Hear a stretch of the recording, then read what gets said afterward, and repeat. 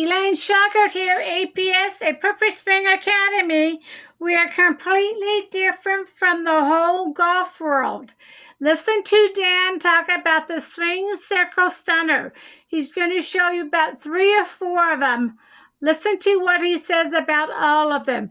Daniel R. Schauger is the only master in the whole world of golf with his down under net, the only master. Hello everybody, Dan Schauger here. In this lesson I'm going to be talking to you about the swing circle center and how important that is. The swing circle center is the point at the top of your spine, below your neck, between your shoulders, that the rotation of the shoulders goes around. The shoulders rotate around this point. We want to keep that still in space because we have a triangle attached at that point in the center of the triangle. And we have a pendulum at the end of that triangle. And we want to be able to locate that point in space so that we can rotate around a fixed point so that we come back every single time to the ball. In order to have that happen, we can't have our head going up or down, side to side, or in and out. Any of those movements are negative to our golf swing. All too often I see people swinging the club and moving their swing circle center. And some teachers tell you this is okay to do.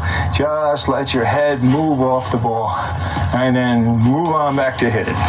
And when you do that, that's really negative to having a consistent, solid ability to get that ball back to the center of that sweet spot on that golf club so that we have center, solid, consistent contact right on that spot. So we don't want that point moving.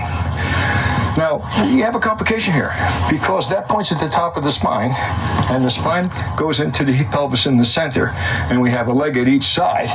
We have a choice. We can either move the bottom of the spine and that lets this point stay still so that when we turn our shoulders, we can keep that in the same place. And if we move to the other leg, we keep it still. We can turn that way. This is the best way to do it. The other way to do it is to keep the lower end of the spine still and then turn to your right, and that moves your head off the ball, and then turn to your left. So those are the 2 major ways that you can do it. There's a third way that really is negative, but so many people do this. And even some very good players have learned to do it, but if they learn how to do what I'm saying, to let the bottom of the spine move from side to side so you can move from foot to foot and keep this point still, it's just so much better. Here's the third way. They keep the weight on the inside of the foot and they turn. The lower half of the body goes toward the target. And you can tell these kind of players because you see the upper leg leaning in. Watch this turn now. They're going to try to keep the center still, and that happens. Now this is players in this position, his thought for hitting the ball must be then to rotate his hips around to get his shoulders back. Unfortunately, it does so many other things that you really don't want to do.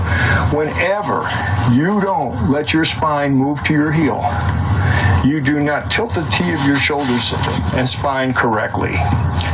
Instead, the T of your shoulders turns in this kind of a manner. If you were holding your club in your hands and you did nothing with it and you turned that way, your club would still be down here. You would then at this point have to raise your arms. This is commonly thought as the correct way to do it. It is a way to do it, but it is not the correct way to do it. The correct way to do it, to get mechanically perfect action, is when you let